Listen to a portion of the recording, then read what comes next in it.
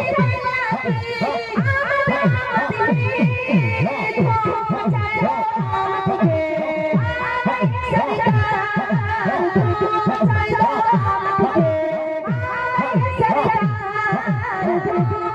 lỡ